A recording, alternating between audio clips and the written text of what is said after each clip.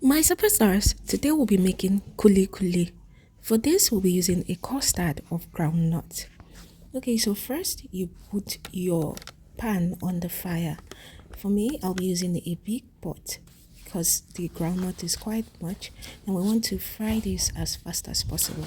So you place your pot on the fire. When it's heated up and dry, next you pour in your groundnut. Okay, so that's our groundnut right there.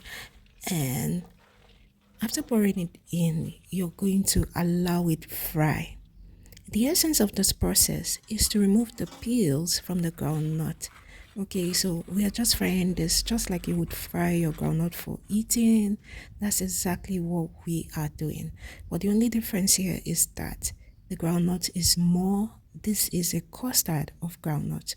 I'm going to allow this fry, then I'll keep turning it at intervals. Okay, so this process is non-negotiable because without frying it, the peels will not be removed from the groundnut, and we don't need the peels when it comes to making kuli-kooli. So this process is really, really vital.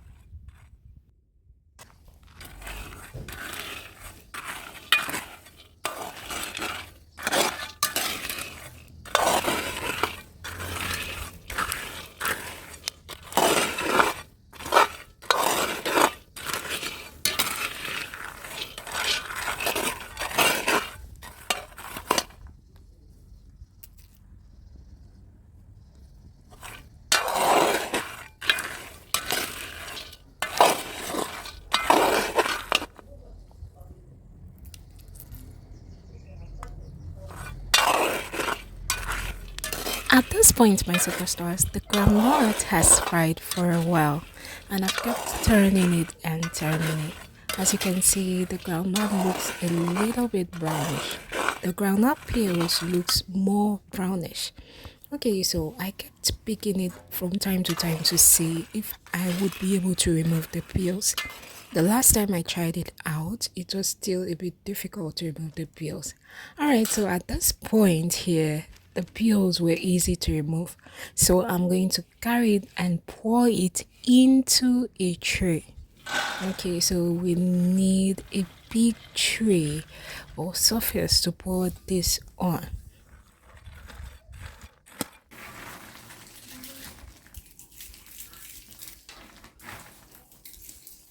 You saw it.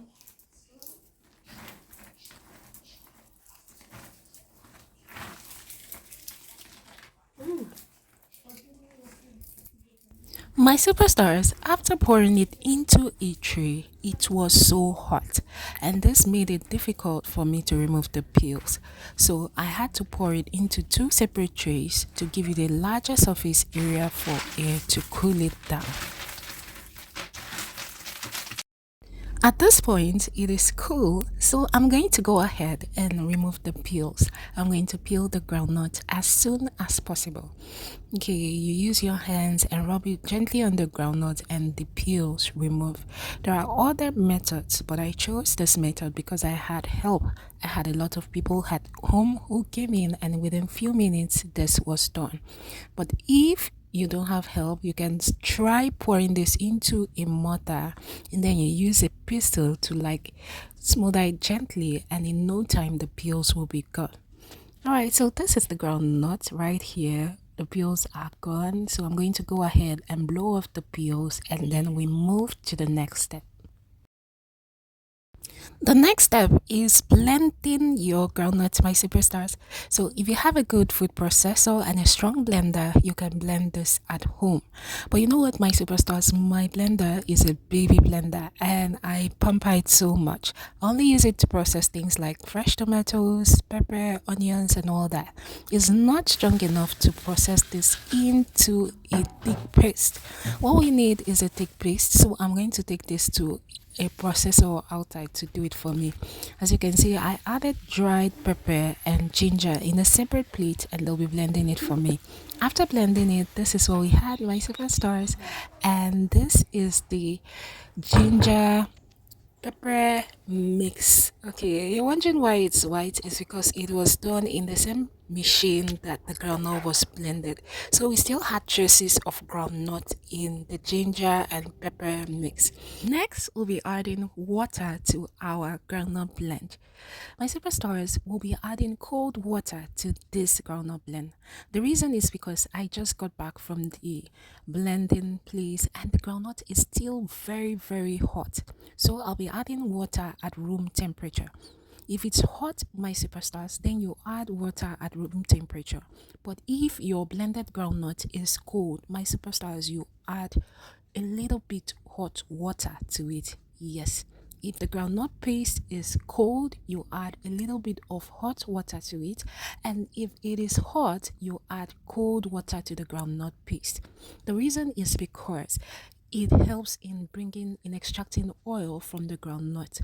Yes, if you want your groundnut oil to come out as quick as possible, then you have to observe the process I have just shared with you. Please note it very well. All right, so now we are going to start mixing. As you saw, I added water in little quantity. Please don't pour in a lot of water at once, my superstars, else you won't be able to get the best of this process. You add water in bits to it. You add water in bits like I'm doing right now. When you add it, you stir it and mix it up.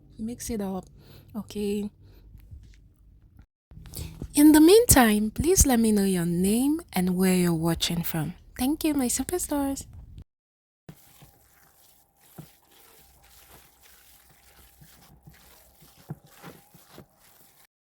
The process of producing groundnut oil from groundnut paste needs a lot of patience. So, my superstars, be patient. Don't rush the process. Okay? At this point, my superstars, if you look closely, you'll see that the groundnut paste has started producing oil. Look at it, my superstars. And have you noticed, my superstars, at this point, I'm pressing the groundnut. Yes, usually there's a press that extracts groundnut oil from groundnut paste. But since we don't have it and I'm using my hands, I'm trying to do the same thing.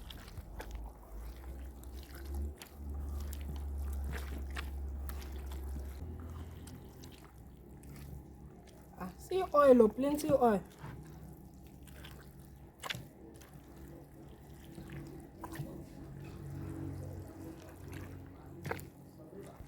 I observed that the more I pressed the groundnut paste, the more groundnut oil came out. So the secret to having a lot of groundnut oil from your groundnut paste is the ability to press it. Yes. When I had enough groundnut oil produced from the groundnut paste, next I had to scoop it out and then keep it in a separate bowl. This will come in handy in the course of this video.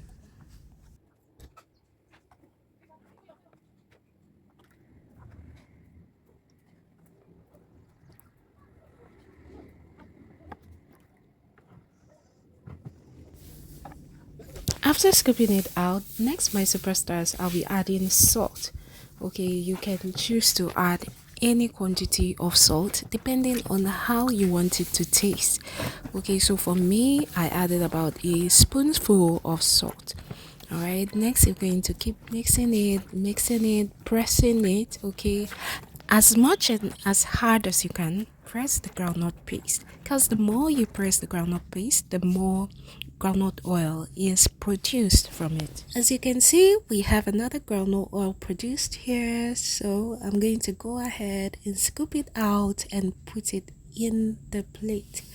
All right, we're going to continue the process of scooping it out and adding water from time to time.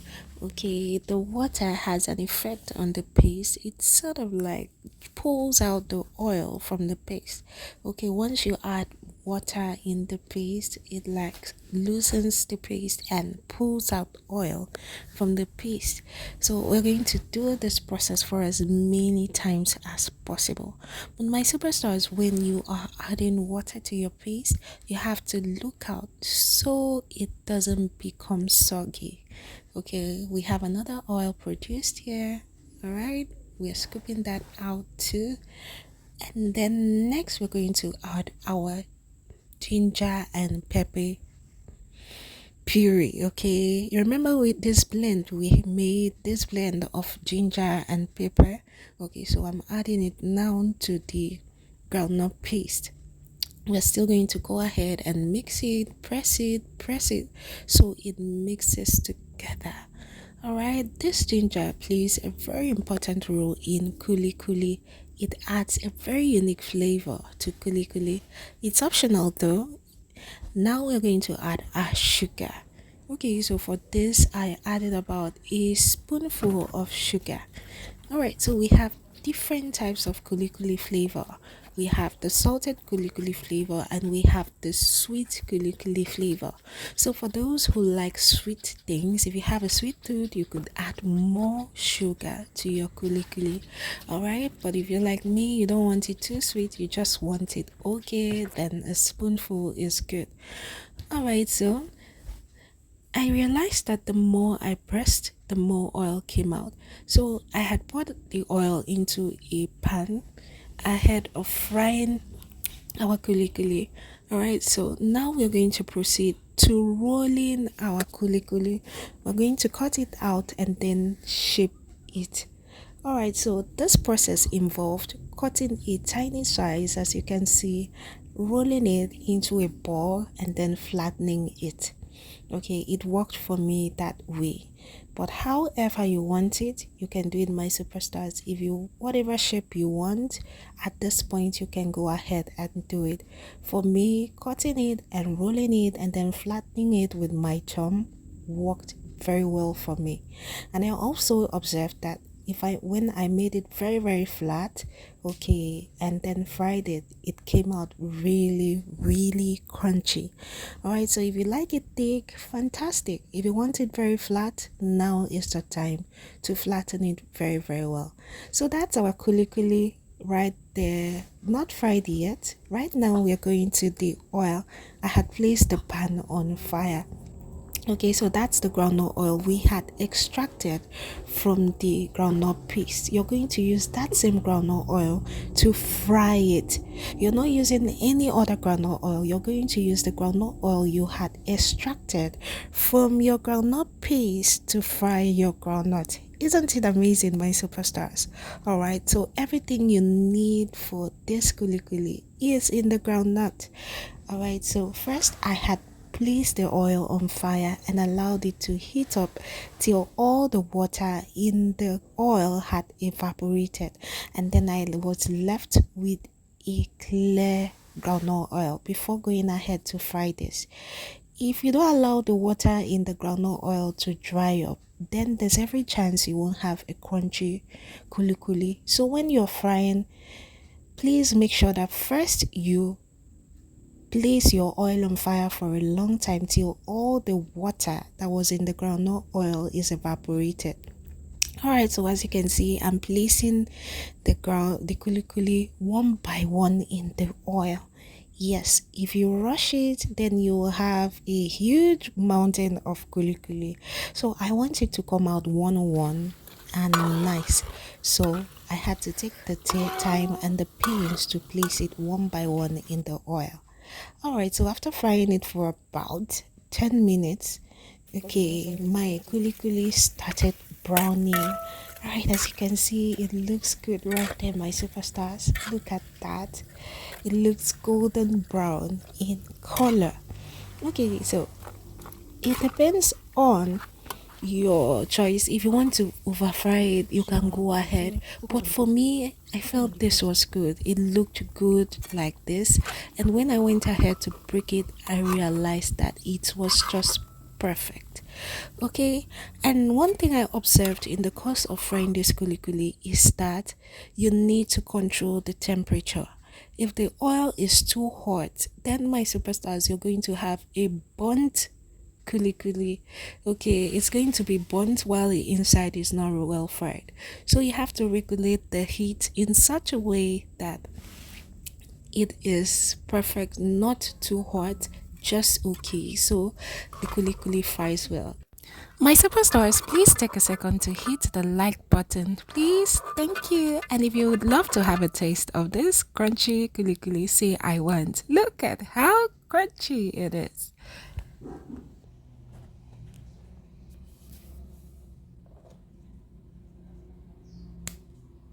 Thank you for watching my superstars. Till our next video, always remember that I love you. Mwah.